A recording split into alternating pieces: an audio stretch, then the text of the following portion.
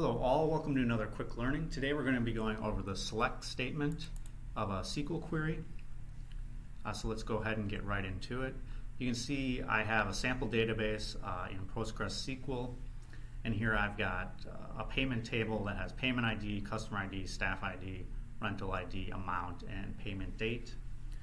So you'll see it follows the standard naming convention for database columns, the different words separated by an underscore.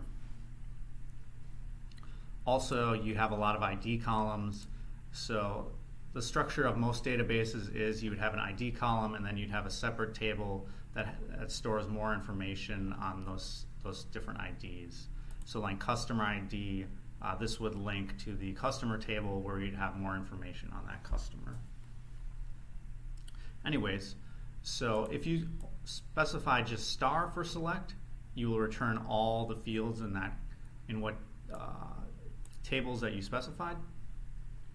If you want to reduce the number of columns that you pull, let's say I just want the payment date, so I'd specify that, and then separated by a comma, I would add another field.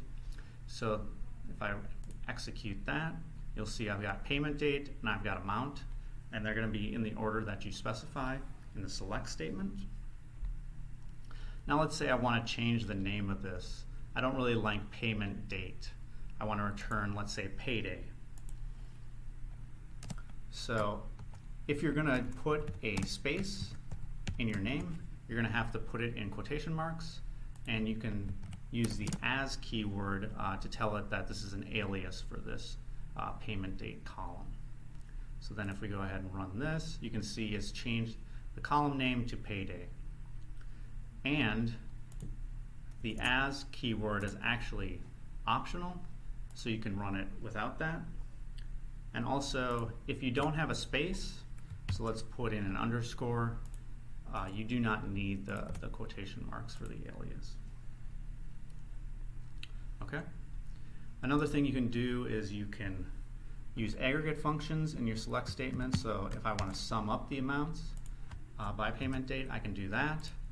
One thing is you're going to also need to put in the group by any fields that are not in the aggregation. So in this case, payment date. If I run that, so it's aggregated, it's summed the amount for each individual, looks like date and timestamp.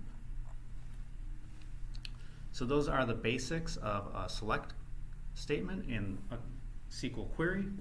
Hope you guys like that. Come back for learning about the from, where, having, group by, order by in more detail. Thank you very much.